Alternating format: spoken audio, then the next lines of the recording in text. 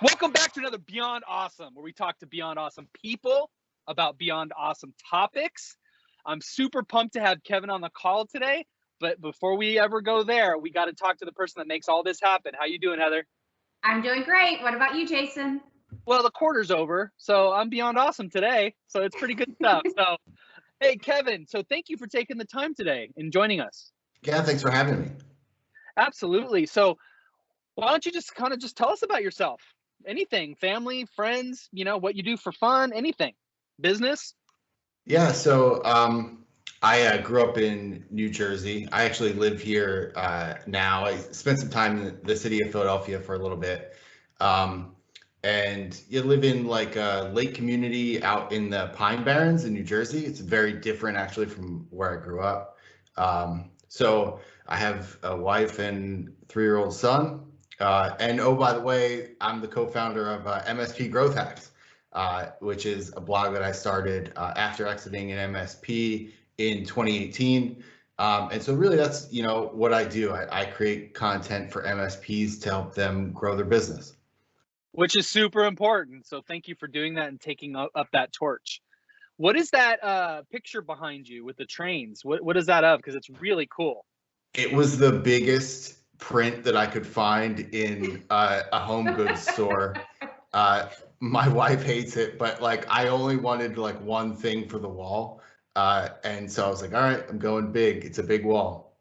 Go big or go home, right? No, I love it, man. It's very, it pulls your eye and you start to think about it. And there's like, is that like something that they decommissioned? It's just cool. So that's why I wanted to ask you. It's impossible to match things too, hence why I have my son's artwork next to it. Literally, it's the only kindergarten finger paint is the only thing that you can possibly match to it. I was going to say that might be just as cool or cooler, right? And you can see we have the virtual backgrounds, but I'm working on my physical background. So hopefully soon I'll start showing that because I think it's a way to connect with people without saying a word, right? Yeah. I gave up on I had like a green screen, this big thing, and I was tired of like setting it up and putting it down. And I gave up pretty much like last March, really, like beginning maybe 1 month into the pandemic. I was like, all right, I'm done with this. I'm going natural. Yeah. No, I think it's much better and it connects with people. And, to call Heather and I out, this is just something we do because we thought it was important through the pandemic. It's not like a real production thing, but Heather makes it very, very professional. So I love it. I love that she does what she does for us. So what would someone be surprised about or something you just like to share that people don't know about you? Ooh. I don't know. I don't have like a good story. I can tell you. So I did write a book, the MSP Growth Funnel. There you go. So most people in my professional life know that. But where I got the idea for the book is actually kind of funny. I really like old movies, and really this isn't that old of a movie. But if you're familiar with Glengarry Glen Ross, it's a sales. So it's actually based on Death of a Salesman, the play. Oh yeah. And it's a killer lineup. It's like Al Pacino, Jack Lemmon, Alan Arkin, Kevin Spacey. The list just goes on and on. And so, how did I miss this one? Yeah, man? Alec Baldwin. Like, so movie guy. It's great. So I'm not, but this is just like one that I love. And so, when we first started our website and I was trying to come up, I knew that like a lot of the content that we produce, I wanted to publish it in a book because I knew that it would like kind of boost the brand and make it so that like people like you are willing to talk to me, right? And so but I didn't really have a concept for it. And so there's a scene in the movie, and I just happened to be watching it, where Alec Baldwin is like, going through this thing and he's on this chalkboard and he writes AIDA, which is in the movie, it's attention, interest, decision, action. And so that's actually the concept for this book, MSP Growth Funnel.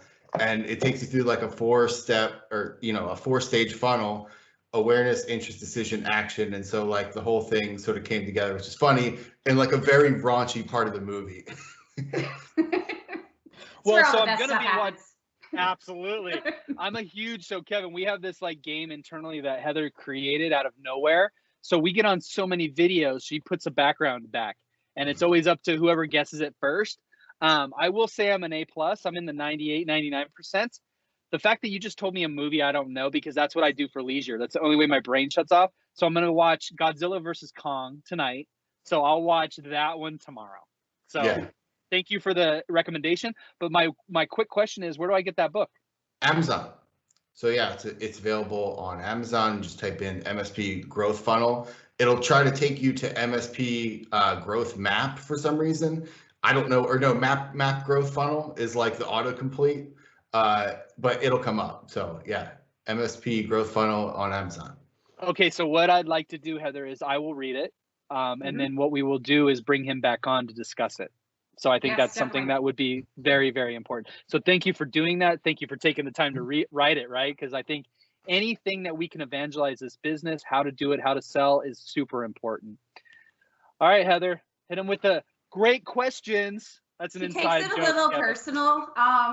He doesn't think his questions are great. No. So my question for you, or my first one, is I think a lot of people see the value in podcasting and just getting awareness out that way. And I know that's how we met, was me being invited to yours. What's a good first step? What? Hold on a second. What's my invite? What's going on? No, I'm just kidding. Go ahead, Heather. What's a good first step for somebody to take if they're looking at sort of going down that path or creating a podcast? I actually, so I do coaching as well, and I try to get MSPs to really embrace like content focused strategies. One of the things that I encourage them to do is just record the conversations they're already having. It really doesn't have to be this overproduced thing. There's plenty of like really lightweight apps that you can use, even doing it on your phone. And so if you're having like fun conversations with your customers or just friends or people that you know in the industry, you're on Zoom or Teams all day anyway. You record a couple conversations, and you can, again, the other thing is it doesn't have to be like a series that you commit to. You can just create clips and put them up, and you don't have to, it helps to brand it differently. And that's what we do is, we come up with these different concepts for the series. Sometimes they're ongoing, sometimes it's just 4 videos, or sometimes it's audio only, sometimes it's video only. So it's really just where your comfort zone is. And I just encourage people, they're already having conversations.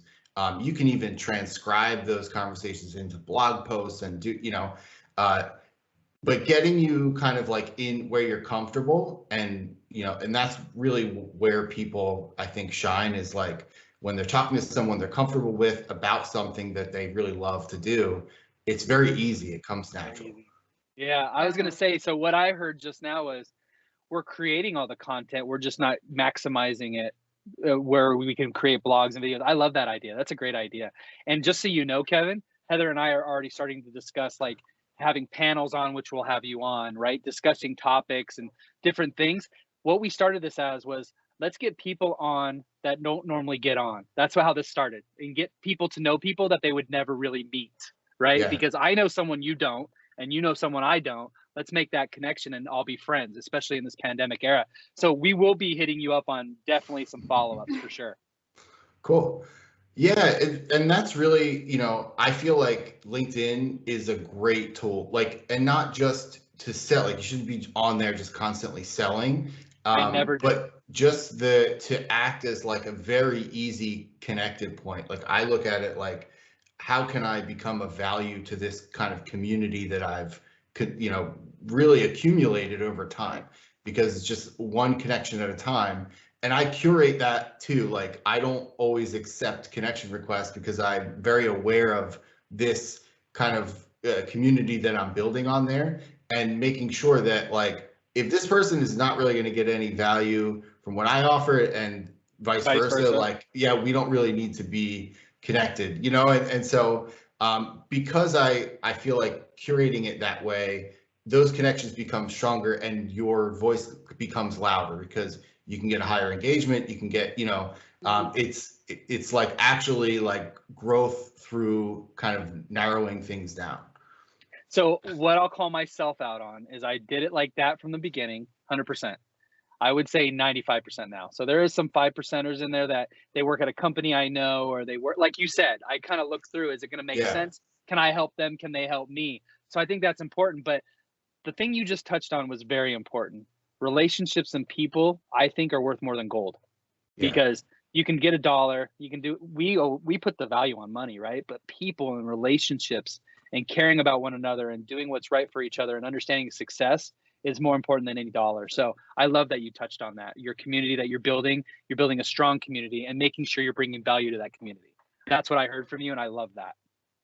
Yeah, that's really why we started the site too. We at the time, and it was 2 years ago, there was, we felt like our strength is in marketing, in this channel and in this community, in the IT space.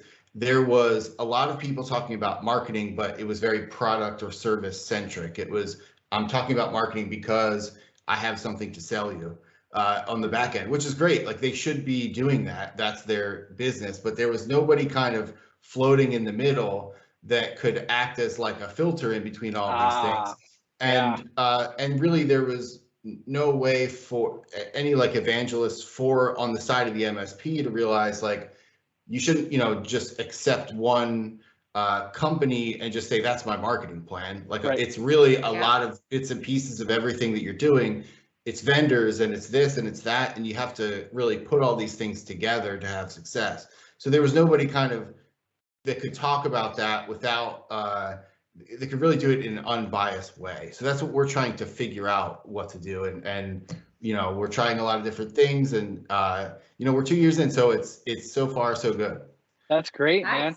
And you know what Heather and I always try to do is not make this a commercial or make it about the product specifically. I think we'll get into more of that down the road. The only thing we really talk about Bitdefender is the name on here, and what, because that's where we work, and that's the only promotion. Besides that, it's connecting with people, understanding the way they do business, and it's really coming off really well. People really enjoy it because we're not just on here, buy MSP, buy ATS, buy ADR, make sure you buy MDR. Yeah, you're going to get that constantly, and you're going to get that from us. Even on LinkedIn, I do that sometimes, right? But what I try to put on LinkedIn is more than just product. I try to talk about, the higher level and understanding theory and understanding security posturing and just understanding people, right? A lot of my posts lately have been about care about your team. We're a team. Let's work together.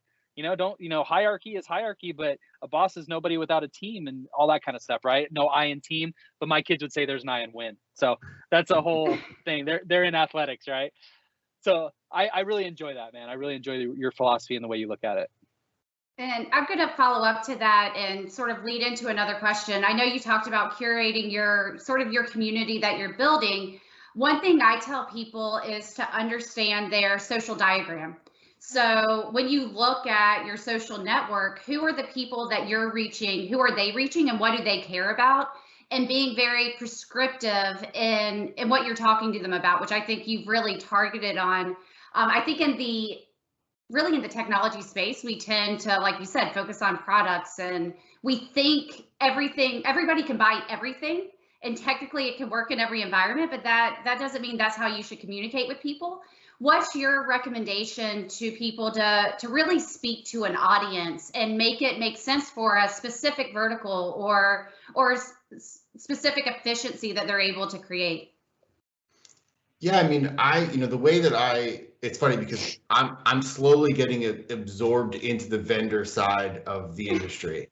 And so the way that I kind of stay in touch is through doing these like free sessions with our community. I've had to actually limit them recently, but I'm opening them back up again just because of time constraints and things like that. But for really the first year of doing this blog, anyone who wanted 30 minutes on my calendar got it. So if you had a question about an article or whatever, I was just constantly talking to MSPs to figure out, because I really only had one experience.